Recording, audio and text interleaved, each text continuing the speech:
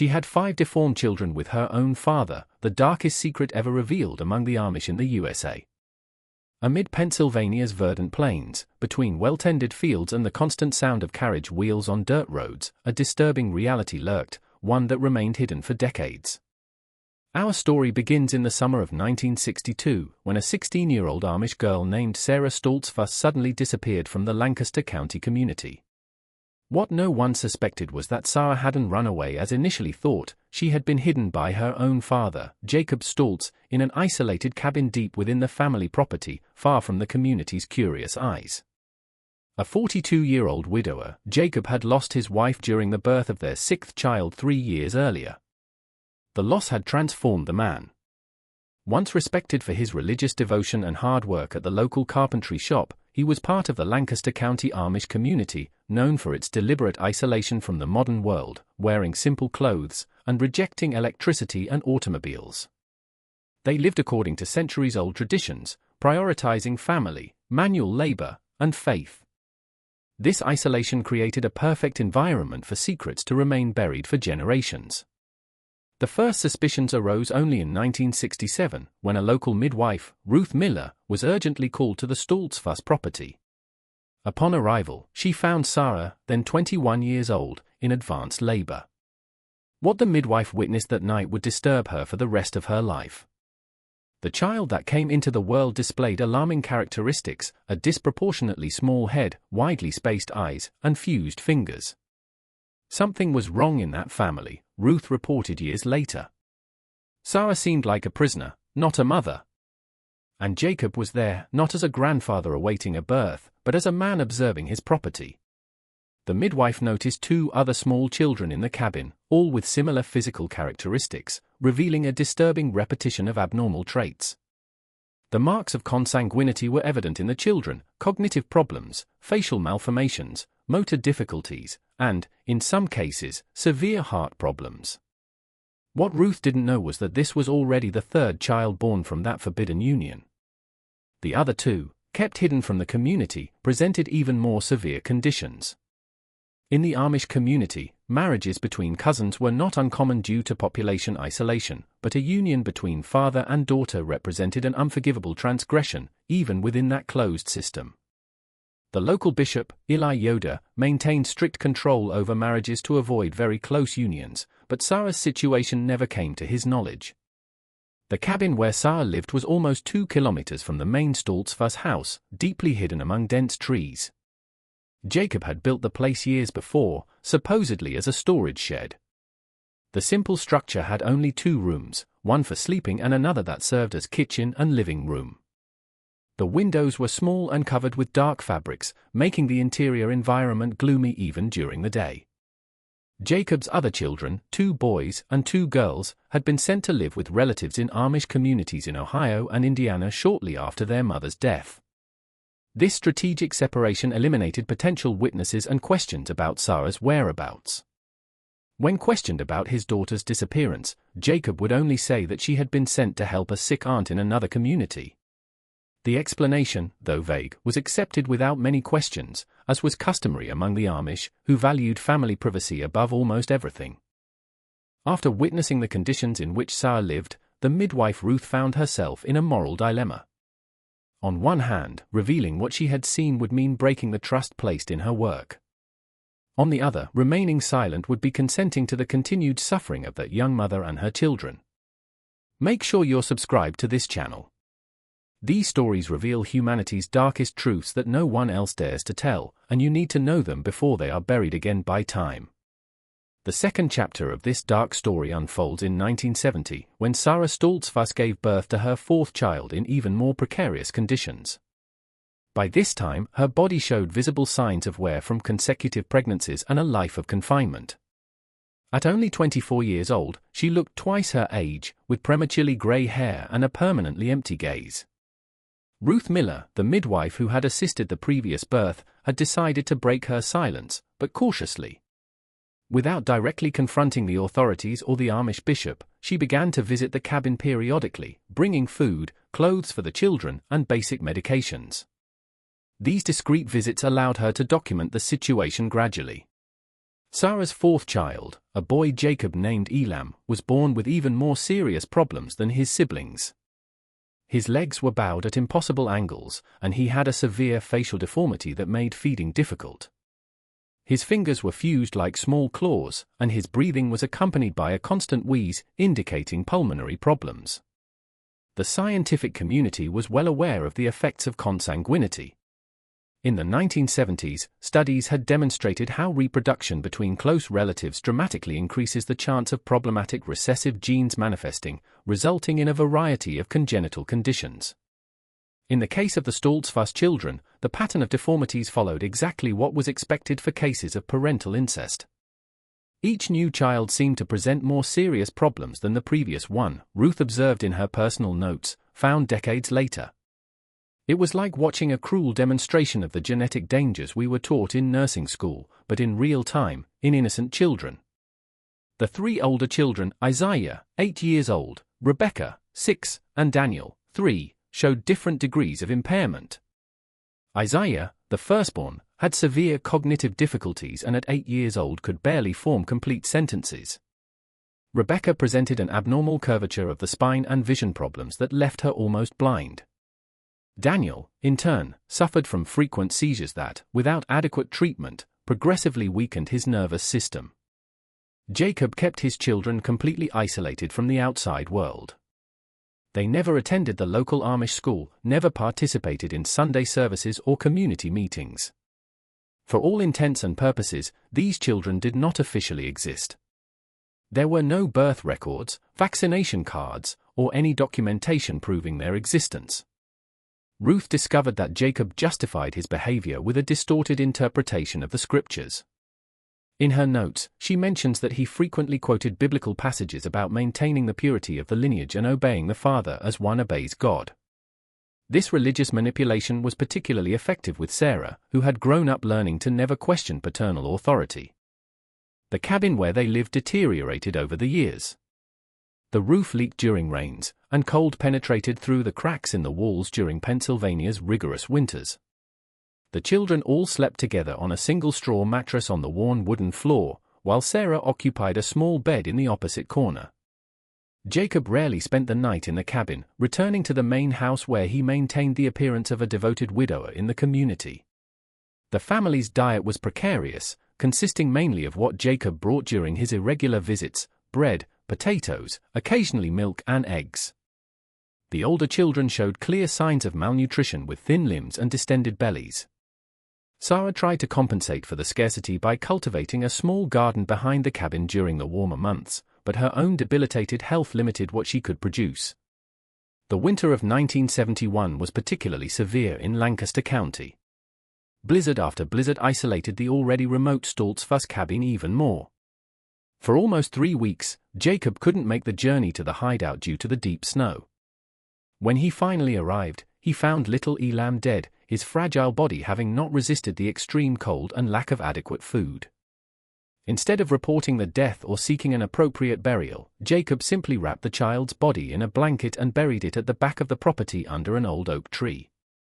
There was no ceremony, no headstone, no official acknowledgement that Elam had ever existed. Ruth, prevented from visiting during the same period due to weather conditions, was horrified to discover what had happened. This tragic event finally convinced her that she needed to take more drastic measures. She began to systematically document her observations, taking detailed notes on the physical conditions of each child, the living conditions in the cabin, and the behavioral patterns of Jacob and Sarah. At the same time, far away, American society was undergoing significant transformations. The 1970s marked an era of greater awareness about domestic abuse and children's rights. Mandatory reporting laws for health professionals were beginning to be implemented in various states, but Amish communities frequently remained as isolated pockets where authorities rarely interfered. The year 1973 marked a turning point in the Stoltzfus family's story. Sarah, now 27 years old and pregnant with her 5th child, began to show signs of resistance for the first time. Ruth Miller's notes document subtle changes in the young mother's behavior, hesitant questions about the outside world, requests for books to teach the children to read, and, mainly, questions about why her children were born different. Today Sarah asked me if all children are born like hers, Ruth wrote in her diary. When I explained that no, that her children had special conditions, I saw something awaken in her eyes, a recognition, perhaps even an understanding of what was really happening. Sarah's growing awareness coincided with changes in the family dynamics. Isaiah, the oldest son, now 11 years old, began to demonstrate aggressive behaviors towards his grandfather. Despite his cognitive limitations, the boy seemed to instinctively position himself as the protector of his mother and younger siblings during Jacob's visits. In a community where history and traditions were transmitted orally, Sarah grew up with limited knowledge about human reproduction and heredity. Her formal education had ended at 14, as was customary among the Amish, and topics related to intimacy were rarely openly discussed. This knowledge gap facilitated the manipulation exercised by Jacob over the years. Ruth, recognizing this vulnerability, began to educate Sarah discreetly using simple language and analogies with animal breeding, something familiar in the Amish context. She gradually explained the dangers of consanguineous relationships. Just as one should not cross horses of the same blood because the foals are born weak, the same happens with people, Ruth carefully explained. When parents and children have children together, the little ones are born with problems. Sarah's fifth pregnancy proved even more complicated than the previous ones. At 7 months, she developed a severe case of preeclampsia with extreme swelling, intense headaches, and blurred vision.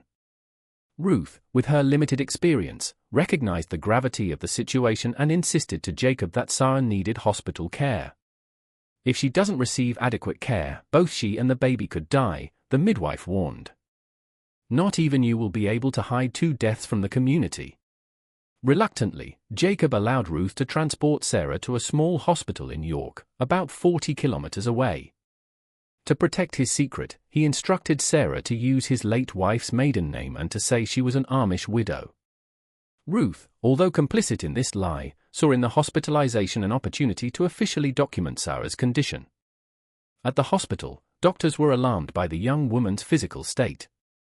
In addition to preeclampsia, she showed signs of chronic malnutrition, multiple poorly healed fractures in her arms and legs, and severe anemia. The medical team also noticed scars from previous births, indicating she had given birth several times, contradicting the story that she was a young primiparous widow. Dr. Martin Reynolds, the obstetrician responsible for the case, recorded his suspicions in a confidential report. The patient presents signs consistent with high-risk pregnancy aggravated by a possible situation of prolonged mistreatment. I recommend social evaluation and follow-up after discharge. In a moment alone with Sarah, while Ruth was filling out forms at reception, Dr. Reynolds tried to obtain more information. "Sarah, are you safe at home? Is there anyone who causes you fear or who might be harming you or your other children?" At this crucial moment, something broke inside Sarah.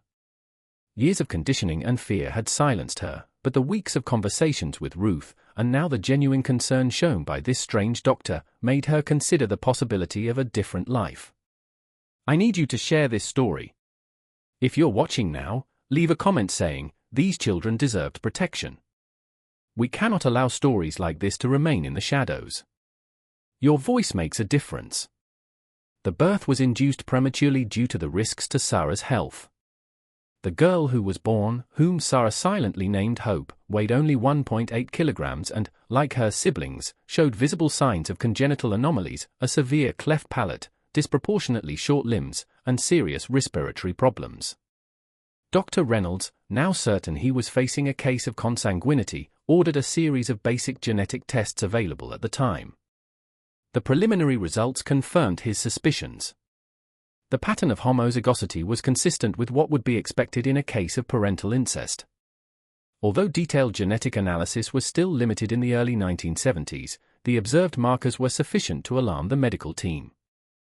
During the 10 days of hospitalization, Sarah began to build a relationship of trust with the hospital social worker, Martha Klein. While little hope fought for her life in the neonatal unit, Sarah for the first time felt heard and validated. In fragmented conversations, she began to reveal details of her life in captivity. The autumn of 1973 brought winds of change to the Stoltzfus case. While Sarah and her newborn Hope remained under medical care, a silent investigation began to take shape. Martha Klein, the social worker, had contacted the Lancaster County Sheriff, William Decker, sharing the concerning information she had obtained from Sarah. Decker, a 58-year-old man with decades of experience dealing with local communities, including the Amish, faced a delicate dilemma. On one hand, the accusations were extremely serious. On the other, intervention in Amish matters was rarely well received and could complicate any investigation. "We need to proceed with extreme caution," Decker explained to Martha. "The Amish prefer to resolve their problems internally. If we show up at the property with patrol cars and uniforms, we risk finding nothing. Jacob will be alerted and may hide evidence or even flee with the children." The strategy developed was meticulous. Decker contacted Bishop Eli Yoder not to reveal suspicions about Jacob, but to discuss general issues of child welfare in the community. During the conversation, he casually mentioned the Stoltzfus name, carefully observing the religious leader's reaction. "Jacob has been a reserved man since he lost his wife," commented the bishop. "He remains faithful to our customs but rarely participates in community meetings. His older children went to live with relatives and his daughter Sarah was sent to Ohio years ago, from what I remember." This confirmation that the bishop believed the story fabricated by Jacob was crucial. It meant that the Amish community was not aware of or involved in covering up the crimes, facilitating the authorities' intervention without alienating the entire religious group. Ruth Miller, the midwife who had documented the case for years, finally handed over her diaries and notes to the authorities.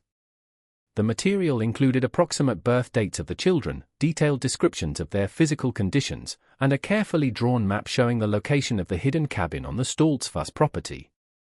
On October 17, 1973, a discreet team composed of Sheriff Decker, 2 plainclothed deputies, a county doctor, and Martha Klein approached the Stoltzfus property.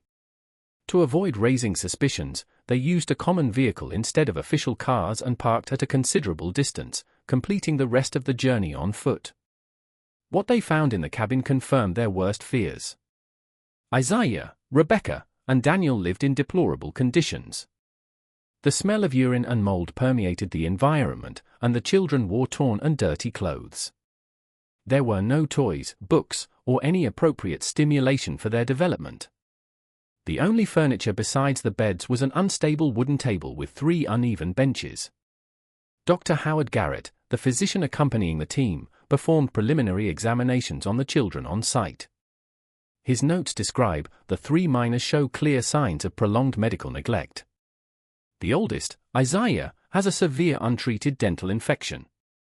The girl, Rebecca, has a spinal curvature that, without intervention, will likely leave her completely incapacitated in a few years. The youngest, Daniel, presents open wounds on his legs, possibly due to vitamin deficiency. The operation was timed to occur when Jacob would be in town selling handcrafted furniture at the weekly market. When he returned late in the afternoon, he was intercepted by Decker and his deputies at the entrance to his property. Jacob's reaction when confronted was revealing. Instead of expressing surprise or indignation, he simply lowered his head and said, "So they finally found out." During the initial interrogation at the Lancaster police station, Jacob tried to justify his actions through a distortive mixture of religious principles and personal needs. "After my wife died, I needed someone to take care of me in the house," he stated. Sarah was the oldest. It was her responsibility. The children happened. I didn't plan it. When questioned about why he kept everything secret, he replied, "I knew you wouldn't understand. Our ways are different from yours. We keep our families together. We take care of our own." This attempt to hide behind cultural practices was quickly rejected by both the authorities and the Amish community itself. Bishop Eli Yoder, upon being informed about the case, unequivocally declared, "This is not our way. Our faith would never allow such an abomination. Jacob disrespected not only your laws, but also ours and especially God's laws." News of the case spread quickly, first among local authorities and then inevitably to the press. The Pittsburgh Post-Gazette was the first newspaper to publish an article about the case on October 25, 1973, with the carefully formulated headline, "Family Tragedy Discovered in Rural Pennsylvania Community." The article avoided directly mentioning the Amish, but the geographic location made it obvious to local readers. The public reaction was one of horror and indignation. Letters to the editor expressed everything from shock and compassion for the victims to criticism of the authorities for not having discovered the case earlier. Some more extreme voices even questioned the right of Amish communities to maintain their isolation, arguing that it facilitated the cover-up of abuses. For Sarah, who was still recovering in the hospital with her newborn daughter, the event represented an emotional storm. For the first time in 11 years, she was free from her father's control, but faced a completely uncertain future as a 27-year-old Amish woman with no formal education beyond 8th grade, with 4 children with special needs and no skills for the modern world. Her prospects seemed bleak. Martha Klein, who had developed a strong bond with Sarah, took on the responsibility of guiding her through this transition period. "What do you want for your future, Sarah?" she gently asked the young mother. "I want my children to stay with me," Sarah replied with surprising determination. "I want them to be able to see the sun every day, learn to read, and never be afraid again." The trial of Jacob Stoltzfus in March 1974 set an important precedent in Pennsylvania's judicial system. It was one of the first cases of parental incest with such extensive evidence to go to trial in the state, and certainly the first involving a member of the Amish community. The cultural sensitivity of the case required special precautions. Judge Henry Crawford, responsible for the case, ordered that the records be partially sealed to protect the identity of the children and that media coverage be restricted. Still, the Lancaster County courtroom was packed every day with people traveling from neighboring counties to witness what many called the trial of the century in the region. Sarah, still extremely fragile physically and emotionally, testified behind a screen to avoid having to face her father. Her almost inaudible voice described years of manipulation and abuse. She related how Jacob had gradually isolated her after her mother's death, first restricting her contact with other young people in the community, then convincing her that it was her responsibility to replace her mother in all aspects. "He said it was God's will," Sarah testified. "That in ancient times this was how families survived, that I was sinning if I disobeyed." The medical testimony was devastating to the defense. Dr. Reynolds and Dr. Garrett presented photographic evidence and detailed reports on the children's conditions. Dr. Benjamin Harris, a geneticist from the University of Pennsylvania, called as an expert, explained in accessible terms how parental consanguinity dramatically increases the risks of congenital defects. In a union between unrelated people, the chance of serious genetic problems is approximately 3 to 4%, Dr. Harris explained. In unions between first cousins, this risk rises to 5 to 7%. But in cases of parental incest like this one, the risk shoots up to 30 to 40%, with a tendency to increase with each consecutive generation. Jacob's defense, realizing the impossibility of denying the facts in the face of the evidence, centered on issues of mental competence and religious influence. His lawyer, Theodore Weiss, argued that the cultural isolation of the Amish and the distorted interpretation of the scriptures had created an alternative reality in which Jacob did not fully understand the immorality and illegality of his actions. This strategy failed when former members of the Amish community testified that, far from being encouraged, incest was considered one of the most serious possible transgressions, explicitly mentioned in sermons as an abomination. After only 6 hours of deliberation, the jury returned with a unanimous verdict, guilty on all charges, including inappropriate relationship with a minor, kidnapping, false imprisonment, and child neglect. Judge Crawford sentenced Jacob Stoltzfus to 40 years in prison without possibility of parole, effectively ensuring that he would spend the rest of his life incarcerated. In pronouncing the sentence, the judge made a statement that would be cited in law books for decades: "This court recognizes and respects the religious and cultural diversity of our nation. However, some lines cannot be crossed in the name of any belief or tradition. The protection of children against abuse transcends all cultural differences and represents a universal value that this court has the sacred duty to uphold." For Sarah and her children, the end of the trial marked the beginning of an equally challenging journey. Little Hope, now 6 months old, remained in fragile health, requiring multiple surgeries to correct her cleft palate and congenital heart problems. Isaiah, Rebecca, and Daniel, after months in temporary homes during the trial, were finally reunited with their mother. Martha Klein, who had become a tireless advocate for the family, helped Sarah establish herself in a small house on the outskirts of York, far enough from Lancaster to avoid stigma, but close enough to maintain some connection with the Amish culture that was still part of her identity. An assistance fund was established through the local Mennonite church, allowing Sarah to receive financial support while learning to navigate the modern world. At 28 years old, she obtained her driver's license, something unthinkable in her previous life, and began classes to complete her high school diploma. The Stoltz-Fuss children faced significant challenges. All four needed extensive therapies: physical, occupational, speech, and psychological. Isaiah, now 12 years old, had the cognitive equivalent of a 5 to 6-year-old child, but demonstrated surprising aptitude for music. Rebecca, partially blind, developed a remarkable talent for clay sculptures, using touch to compensate for her limited vision. Daniel, although still suffering from occasional seizures, responded well to the newly developed anticonvulsants of the time. In 1976, 3 years after her liberation, Sarah was invited to share her story at a conference on child abuse at Temple University in Philadelphia. With Martha's help, she prepared a brief speech. Her message was simple but powerful: "I was taught that the outside world was dangerous and that only within our community would we find protection. I learned that questioning authority was sin. Now I know that silence can also be sin. My children paid the price for what was not said, for what no one wanted to see. Today I speak for them and for all children who still live in the shadows of silence." The Stoltz-Fuss case eventually led to significant changes in Pennsylvania laws related to mandatory reporting of suspected child abuse.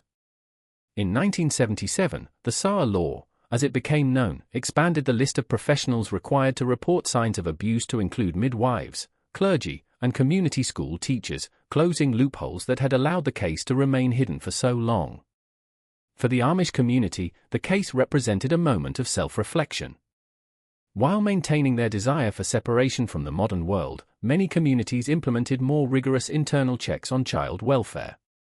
Bishop Eli Yoder, deeply shaken by not having perceived what was happening literally under his eyes, established regular home visits to all families with children in his congregation. The last Stoltz-Fuss child, Hope, died in 1980 at 7 years old due to congenital heart complications. Despite the best medical efforts, her multiple conditions eventually overwhelmed her small body. Sarah, devastated but resilient, transformed her grief into purpose. Using part of the money raised for Hope's medical expenses, she established a small foundation in memory of her daughter dedicated to supporting children with disabilities in isolated rural communities. The impact of the Stoltz-Fuss case extended far beyond the small community of Lancaster County. Case studies based on the family were included in medicine, social work, and law curricula at various American universities. The story highlighted not only the biological dangers of consanguinity, but also the social factors that allowed such abuses to remain hidden. Rebecca, who had developed remarkable artistic talent despite her physical limitations, had her sculptures exhibited in a Philadelphia art gallery in 1985. Her works, characterized by complex textures and intricate organic forms, reflected a unique sensitivity shaped by her experience of perceiving the world primarily through touch. An art critic from the Philadelphia Inquirer described her work as palpable in its emotional honesty, revealing a depth of experience that transcends the artist's youth. Isaiah found his voice through music. Although his cognitive limitations remained significant, he demonstrated exceptional musical memory and the ability to reproduce complex melodies after hearing them just once. A local Mennonite church offered him a place in the choir, where his pure, unaffected tenor voice often brought congregants to tears. Daniel, the most reserved of the siblings, found comfort in simple manual work. At 18, he began working part-time in a carpentry shop run by former Amish who had left the community but maintained many of their artisanal traditions. The irony that he was following the professional footsteps of his grandfather did not go unnoticed. But Daniel transformed this dark legacy, specializing in creating wooden toys for children with special needs. Sarah Stoltz-Fuss completed her GED, equivalent to high school, in 1978 at 32 years old. 2 years later, she enrolled in evening courses at York Community College focusing on child development. Her personal experience combined with this formal knowledge transformed her into a valuable counselor for other abuse survivors. In 1983, 10 years after the discovery of the case, journalist Ellen Burrows from The Washington Post sought out Sarah for a retrospective report. She found a transformed woman, confident, articulate, and deeply committed to child protection. The resulting article, From Darkness to Advocacy, Sarah Stoltzfus's Journey, received a Pulitzer Prize nomination that year. "I will never be completely free of the shadows of the past," Sarah confided to Burrows during the interview. "But I've learned that carrying these shadows doesn't mean being defined by them. Each time I help another family recognize signs of abuse, each time I see my children achieve something that would have seemed impossible years ago, I feel a little more of the weight being lifted." The legacy of the Stoltzfus case also manifested in changes to medical procedures. The University of Pennsylvania Hospital implemented in 1985 a protocol specifically designed to identify potential cases of consanguinity based on the documented observations by the doctors who attended Sarah and her children. The Lancaster Protocol, as it became known, was subsequently adopted by hospitals across the country. Jacob Stoltzfus died in prison in 1991 at 71 years old, without ever having demonstrated genuine remorse for his crimes. He refused all contact attempts made by Sarah or his children during his years of incarceration and asked to be buried according to Amish customs. The community, while allowing burial in their cemetery, positioned his grave in the most remote section without a headstone or marking. Bishop Eli Yoder, who oversaw the funeral as required by his position, delivered a brief but impactful sermon. "Today we bury not just a man, but a reminder of what happens when we stray from the true teachings of God. May his story serve as a warning to future generations, and may the seeds of compassion planted through his family's suffering continue to flourish." Sarah never remarried nor returned to the Amish community. She found her place in what the Amish call the English world, the outside world, but maintained certain values from her upbringing: simplicity, hard work, and faith, although the latter evolved into a more personal and less dogmatic spirituality. When Isaiah died in 1995 at 33 years old due to heart complications similar to those that took his younger sister, Sarah faced grief again with the same silent strength that characterized her. The funeral, different from the traditional Amish service, included music by Isaiah's own recordings, singing hymns he loved, and emotional testimonies from those whose lives he had touched with his gentleness and musicality. The Stoltzfus case remains a reference point in studies on cultural isolation and its potential risks. Sociologists and anthropologists frequently cite this story when discussing the delicate balance between respect for cultural autonomy and the need for universal protection of basic human rights, especially of the most vulnerable. In 1998, to mark the 25th anniversary of the discovery of the case, the University of Pennsylvania organized a symposium entitled "Beyond the Walls of Silence: Lessons from the Stoltzfus Case." Sarah, then 52 years old, was the keynote speaker. Her presentation, attended by health professionals, social workers, authorities, and students, received a standing ovation that lasted several minutes. "The story of my family is not just about trauma and suffering," Sarah concluded in her speech. "It's also a story about the human capacity for renewal, about communities that can recognize flaws and work to correct them, about systems that can evolve to better protect the vulnerable, and mainly about the transformative power of truth, however painful it may be." Rebecca and Daniel, the two surviving children, were present that night. Rebecca, now an established artist whose works explored themes of resilience and transformation, and Daniel, who ran a small workshop specializing in adapted toys for children with disabilities. Both embodied their mother's message that even from the darkest circumstances, beauty and purpose can emerge. The Stoltzfus case, although it occurred more than 50 years ago, continues to reverberate in contemporary discussions about cultural isolation, children's rights, and the role of communities in monitoring the well-being of their most vulnerable members. Pennsylvania's SAR law was subsequently expanded and adapted by several other states, strengthening child protection networks across the country. For those who study the phenomenon of consanguinity, the Stoltzfus family offers one of the most complete documented cases of the physical, psychological, and social effects of incestuous unions over multiple pregnancies.